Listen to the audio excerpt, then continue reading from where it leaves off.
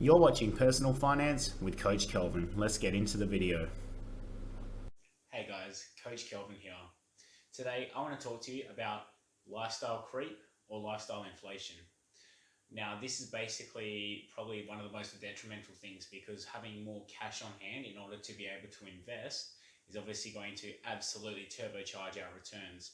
The more money we deploy earlier on into the market, the more time that money has to compound and grow over time, increasing our net worth. So, what lifestyle creep or lifestyle inflation is actually referring to is a person's basically desire to spend all of the money they earn. So let's say you first get out of school, you get your first job and you're earning say $500 a week, so 26,000 a year.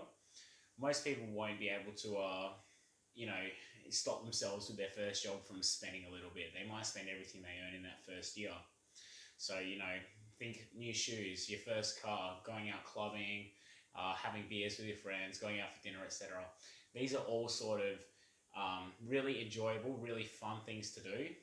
However, when you spend all your money on this, it obviously takes opportunities away from other things. So let's say after working for 2 years at this job, this individual is able to go and get a new job, and they go from that $26,000 a year and find a job paying a salary of $40,000 a year. So they've just increased their salary by $14,000 every single year.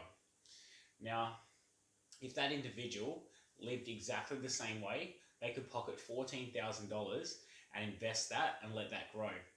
But lifestyle inflation or lifestyle creep is basically referring to when a person takes that extra income that they've now generated and begins to spend that. So think, okay, this extra money, I'm going to buy a new car, or I'll go rent a more expensive house to live in, or I'm going to now buy subscription services like Netflix, Amazon Prime, Spotify Premium, etc. So as a person starts getting this greater level of income, they then start to spend at a greater level as well. And often we look at it as a percentage base because people tend to keep to the same percentages the more income that they earn. So let's say you could comfortably live off 50% of your income. You could build up a bit of an emergency fund with, say, 10% of the remaining amount. So then you'd have 40% to invest and grow, right? But as you, say, double your salary over time, there's no reason to say your cost of living should double, is there? You could actually potentially live on the same amount and just divert those extra funds into your investments, therefore increasing your capital outlay, which allows you to then get returns on a bigger amount compounded over time, which gives you a larger dollar value at the end of any sort of given time frame. So lifestyle inflation is best to be looked at from a dollar amount once you are looking to figure out your living expenses. And the best way to do this would be to track your expenses. So there are a lot of apps out there, Mint, WeMoney, YNAB, You Need a Budget, etc. You can use these and they plug into your bank account, not plug in, but they have like a link to your bank account, and they can categorize your spending. So at the end of the month or the end of the quarter, or how often it is you wish to review your spending, you're going to see, oh my God, I spent an extra $40 on eating out this week or this month, and I should cut that back in the next month or the next week. Or you might see that you're actually spending a lot more on subscription services than you realize because you completely forgot about having an Audible subscription and a gym membership that you don't use from where you used to live or something like that, okay? So by tracking your expenses that are leaving your bank account, this gives us an opportunity to really kind of eliminate all of those expenses which we don't have to have, okay?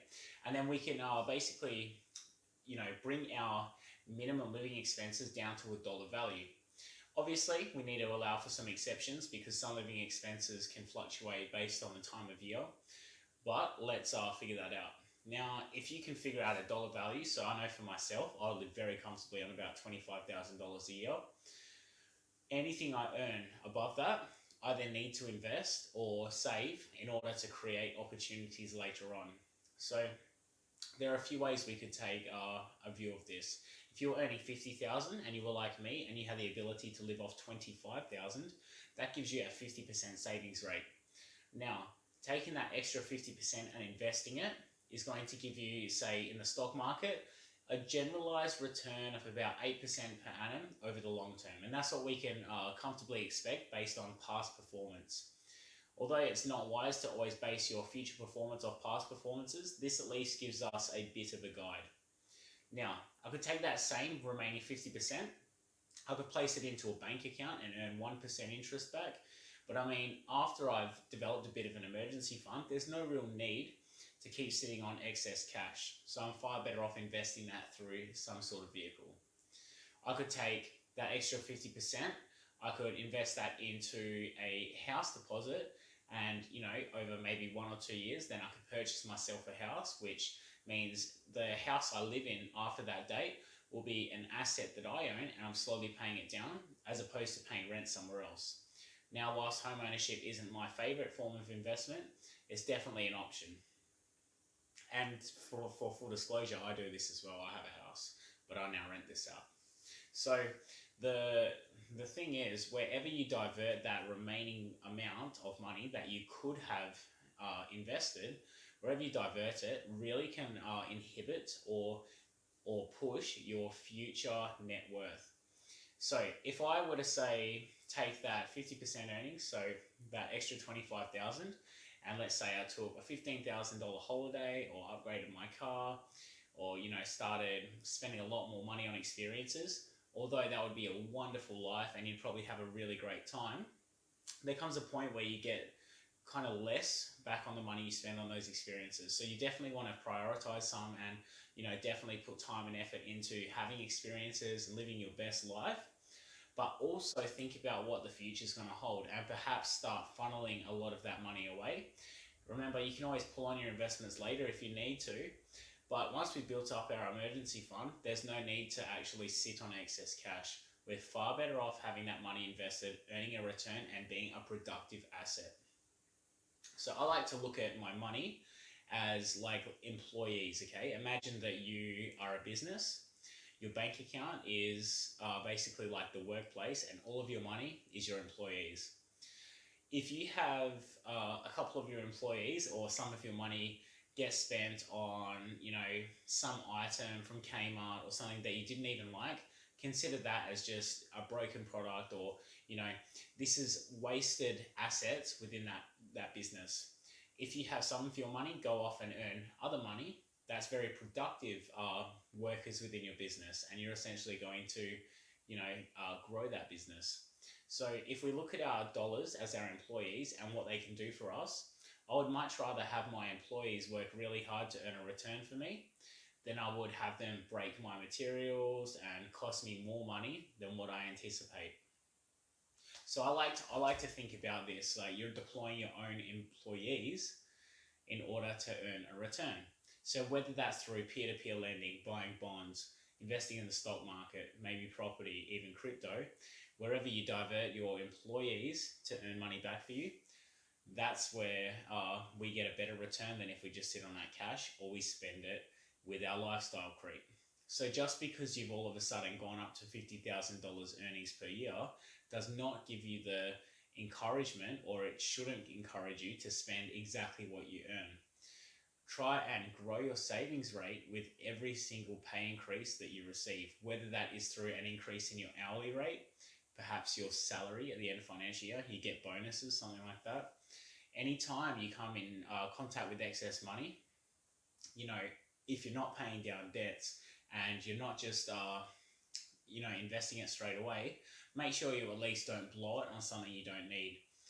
There's no reason to take that bonus from working really hard all year and then gambling it, for example, because you could lose it a lot quicker than it took you to make it. So I recommend that you take a large portion of any sort of income you receive and invest it. And then as that income grows, try and invest more every time while living on the same dollar value.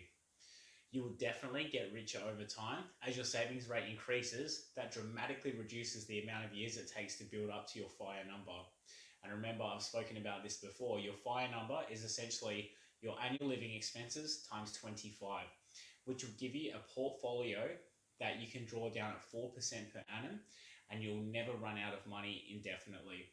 Because when we're chasing fire, we want to have our investments pay us enough living wage that we can survive.